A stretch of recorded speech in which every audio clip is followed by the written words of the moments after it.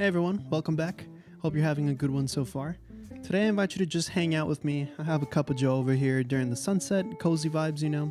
This is the first episode of a new series I'm calling Dumb It Down. And before you guys whip out those pitchforks and torches, I just want to make it clear I'm not calling anybody dumb. By no means am I a professional. I don't know exactly what I'm doing and I'm learning as I go. Like I said before, I'm just a 20-year-old kid winging it, okay? Before we get into the video, I just want to say if you guys catch an error, please let me know, let everybody know down in the comments below, and I'll make sure to pin the comment so we can clear it up. Thank you guys. A couple days ago, my buddy Nate and I cruised downtown Phoenix for some street photography, and this happened. That's for video? Yeah, but like pictures, that's fine. But like only video. What's this? Oh, what the? So this is right here, this is your Aperture. Oh my god. So that moment encouraged this video, and I'm gonna dedicate this video to him. I asked him to let me borrow the camera, which I have here. It's a X100F Fujifilm, which is a great camera. So today we're just going over the basics. So this is my understanding of how exposure settings work on a camera.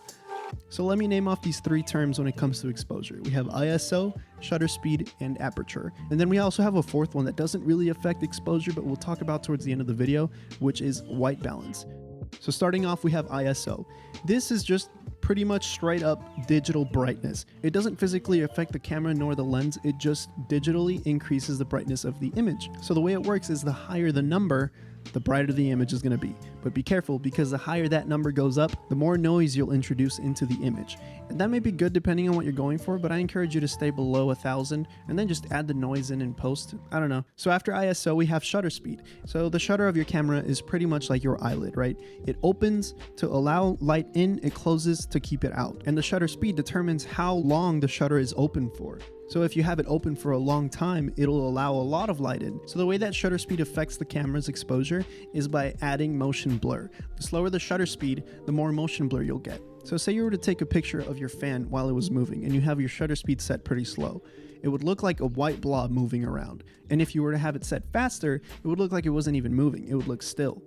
So a cool way to experiment with this in cinema is you can introduce a disoriented feeling for your character by making the shutter speed pretty slow. Or you can make it faster to get that jittery action look. You can get some pretty cool effects out of it. But if you're not going for any of those effects, the general rule of thumb for shutter speed is you want to double your frame rate. So say for example, you're shooting at 24 frames a second. You double 24, you get 48. The closest thing you'll get to 48 is 1/50. And if you're doing stills or photography, what you can do is double your focal length. And that just helps counteract the natural shake you have. It works for me. Go ahead and try it out. If it works, it works. If not, cool. Alright, so that's ISO and shutter speed. Next up we have aperture. The best way I can explain aperture is by comparing it to your pupils. And what I mean by that is, say you have a really bright light in front of you, what does your pupil do? It closes to let less light in. But if you were to turn that light off, your pupil would open to allow more light in. And that's exactly how aperture works. Now the way that aperture affects an image is it produces this blurry effect, which we call bokeh or bokeh. The way it works is the lower the number, the brighter your image will be.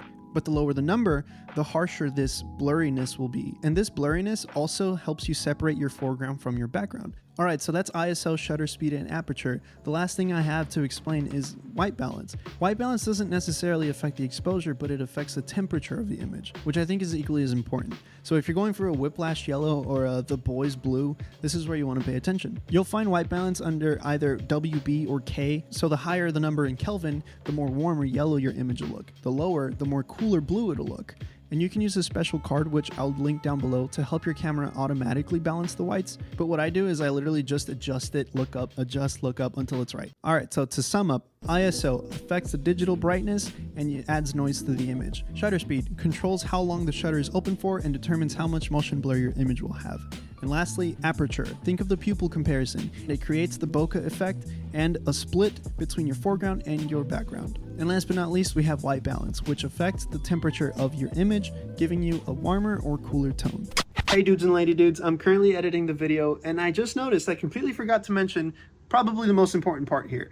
There's actually a meter to help you determine if your image is too bright, not bright enough, or just right. Yeah, I know. This meter typically ranges from -3 to +3, and you want to get that little dash right in the center. That's how you know you got proper exposure. So use it to your advantage when you're balancing out all these settings. That's all. I highly encourage those who don't already to use manual mode. I know it's intimidating, trust me, I've been there, but once you get the hang of it and once you learn how it actually works, it's rewarding because there's no right or wrong, right? Like you choose whether you like noise, whether you like the motion blur or the bokeh or not. That is what adds personality to an image because it's you and it's not your camera doing what it's programmed to get the proper exposure. Experiment with it. You'll never know. Well, that's it for me, guys. Thanks for sticking around to the end of the video. Let me know what else you guys want to learn about. Maybe I'll do my research on it and I'll dumb it down for you guys. Leave a like if you enjoyed and subscribe if you haven't already. And make sure to turn that bell on so you know when I upload. All right, later, guys.